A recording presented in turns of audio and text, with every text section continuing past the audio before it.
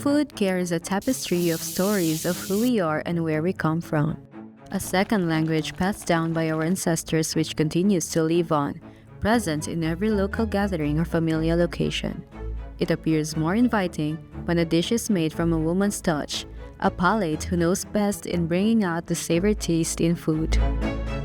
In this episode of BAYI, we meet Chef Bambi Lim, a seasoned homegrown culinary artist from Davao City, who champions our very own Filipino cuisine beyond borders, bringing in the familiar taste to people who have never been to the motherland, but make them feel they already have.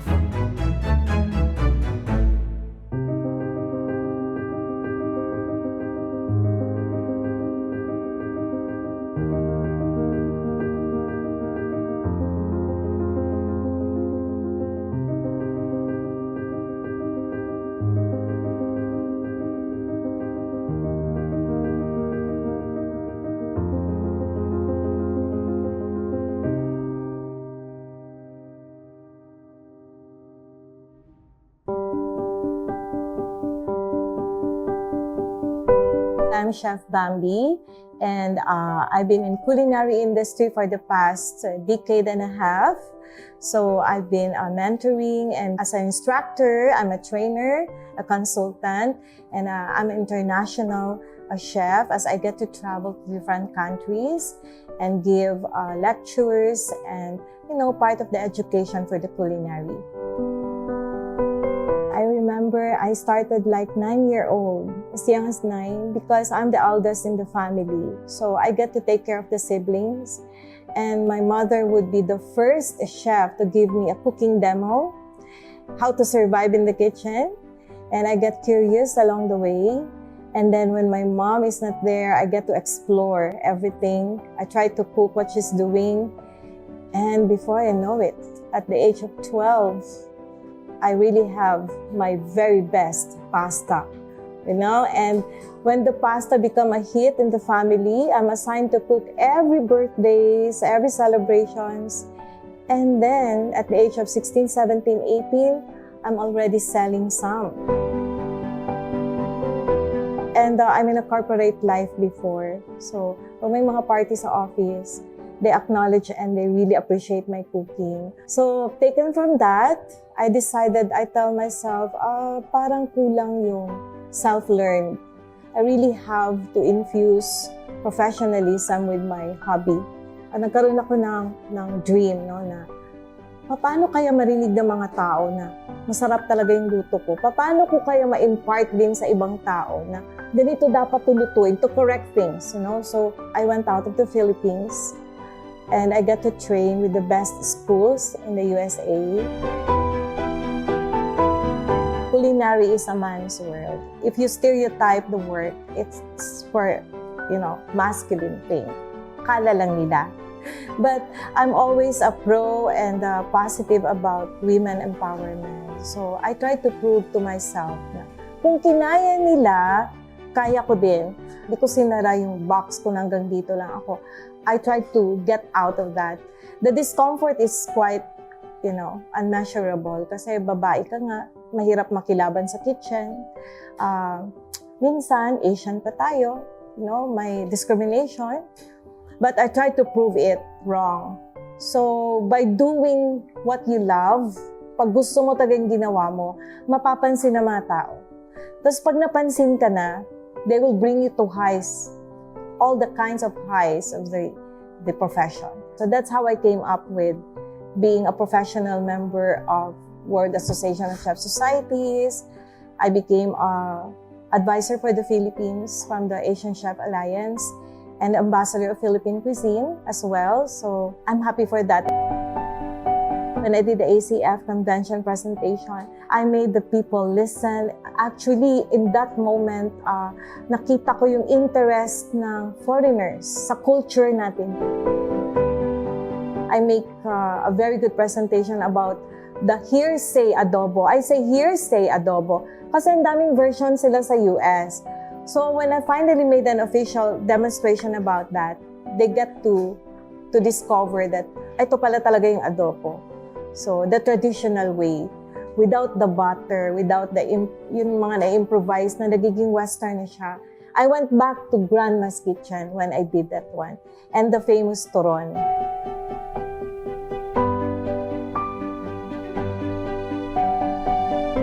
Filipino will always love Filipino food.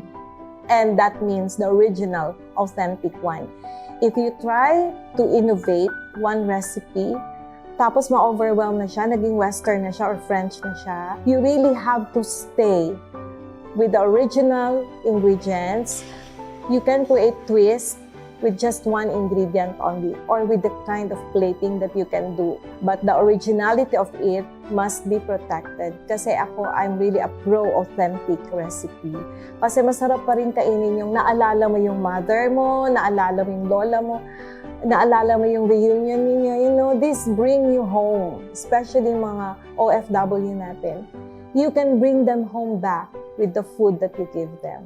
And of course, I give highlight of how Filipina moms and wives prepare food in the kitchen and what food means to them, that food is our love language. I wanted to tell everybody that with what I did, it may be small thing for other people, but for you to be heard officially what Philippine cuisine is all about, how it affects us as a family in our culture, and in our country, how we value food, family, love, commitment, and loyalty. This is how I explained everything while I'm cooking. So gusto ko kasi mabura sa isip nila ng Filipina, and not just to be married, for security, you know what I mean? I wanted them to know that being married to Filipina too, it means family, integrated, the unity. Kaya sabi ko nung when I presented, sabi ko, I'm proud and happy to be the first Filipina chef to promote my Philippine cuisine, my country, but definitely I'm not the last one. Chef Bambi's culinary journey is seasoned with passion, love for home, and community. Her relationship with food goes beyond the kitchen while reclaiming the very same space long held by women. More than preserving tradition, she passes skill and purpose.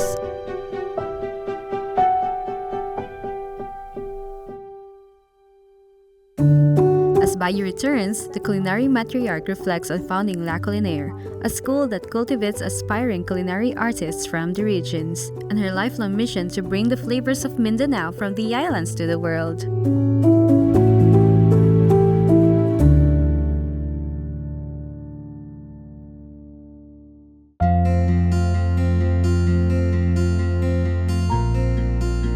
Binuksan talaga ng culinary yung mundo ko. So a culinary is a very, very exciting career. It can bring you to places and make you meet different people. And then I realized again, kulang na kulang ang culinary skills natin. And then, doon ako nangarap na ng school.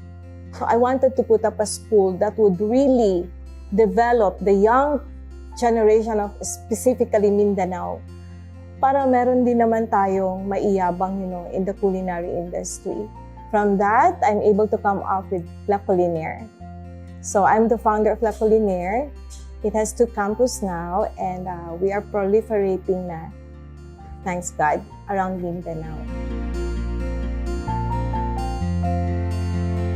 In culinary, kahit masarap ka magluto, kahit magaling ka, if you are not with the right people to influence you, you cannot make it out there.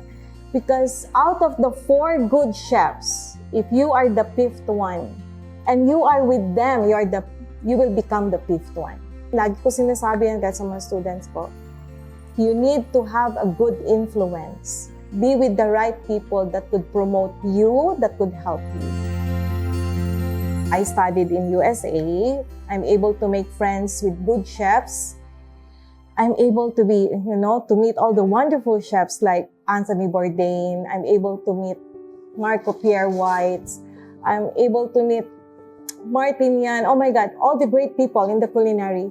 They inspire me so much na meron pa palang dapat ibigay. Hindi pwedeng napapanood lang siya. Dapat ginagawa siya. So, we did that with La Culinaire. So, the school itself, ako muna, I developed my own skills and then re-echo to the school.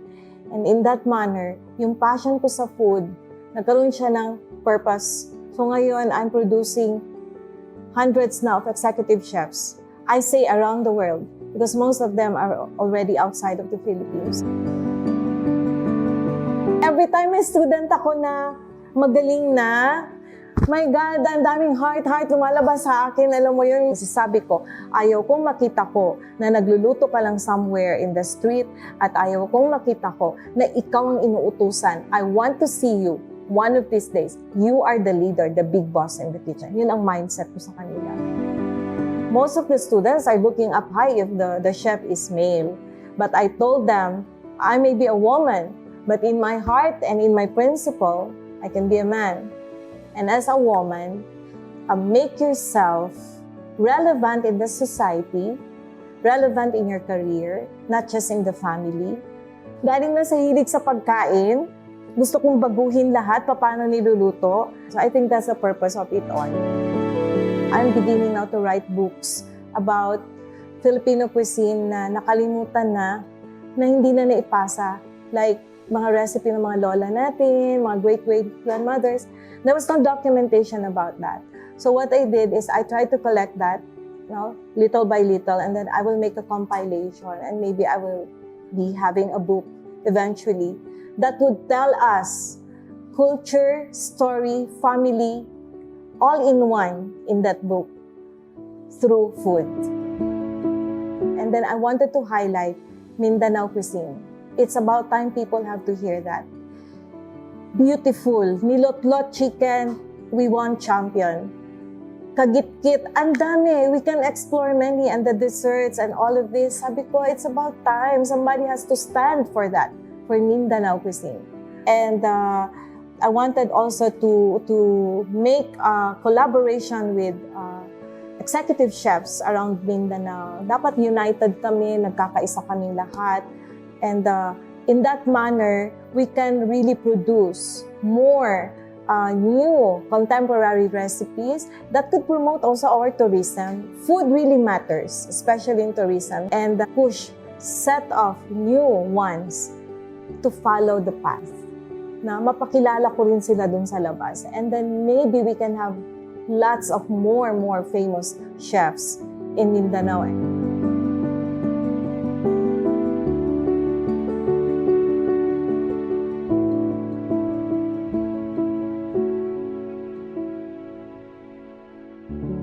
Food is an emblem of one's origin, something we carry with pride wherever we are around the globe. It holds the stories of home, the hands that prepared it, and the traditions passed quietly across generations.